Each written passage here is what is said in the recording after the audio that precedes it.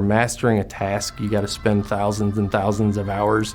And I once computed, how much time I spent just practicing the clarinet in my master's degree alone. And it was like 70,000 hours just in my master's degree.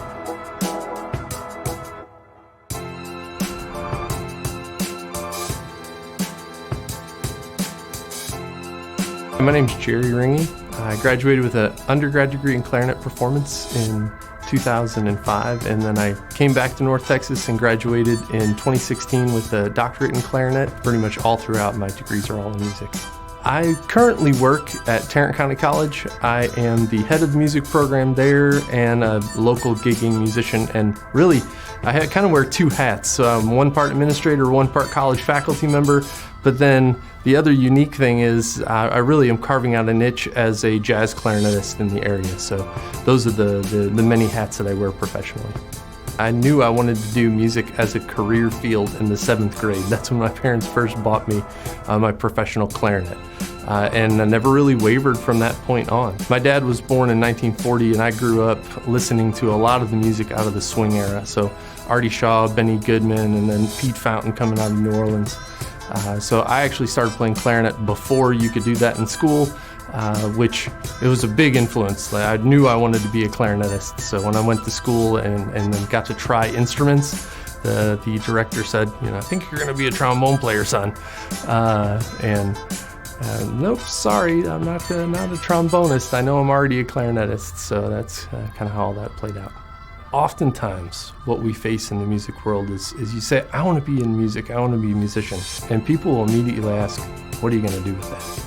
And that's where I think getting plugged into TMEA, Texas Music Educators Association, you get plugged in with the faculty at North Texas, you get plugged in with the organizations around North Texas, and let the students, the teachers, the organizations, state organizations guide you, because you're going to see the music world is much bigger than just being a performer.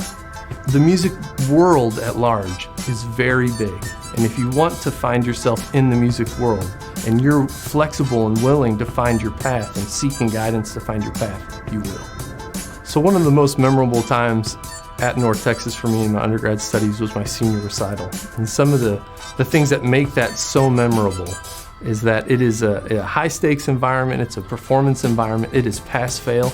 Right, so you go in having spent a year working on repertoire and your teacher walking alongside of you, and you have that moment where you got to stand and deliver, and it is just an adrenaline rush. And I think this is where a lot of folks find out, are you a performer or not? It's in those moments, right? And I found out that I'm an adrenaline junkie. So with the clarinet in my hands on stage, that's when I find that I'm at my best. And that really, solidified thinking, man, this is really what I need to do, I gotta do. I love this moment. So, some special times. I say we in the music world, we have a wonderful, wonderful verb, right? Some people have to go to work, we get to play. And so that's a pretty rewarding thing. What is my verb of the day? I get to play. And then at the end of it, when you work and you're playing, you get applause for it, right? Not a lot of professions have that. When you get to see your passions become other people's passions as an educator, and you have people come to you and say, I want to be able to do what you can do, and you guide them through that, and they start to do it, and they, I can do this. That rising up of self and ability, and their self-confidence grows, and the desire and hunger for them to do it as well. Being an educator and being a performer are unbelievably rewarding. We're like professional practicers, right? Which is a unique aspect of doing music. We spend 90% of the time in the practice room and 10% of the time on stage. So if you have this idea that performance, I want to perform, 90% of your time is going to be in the practice room by yourself.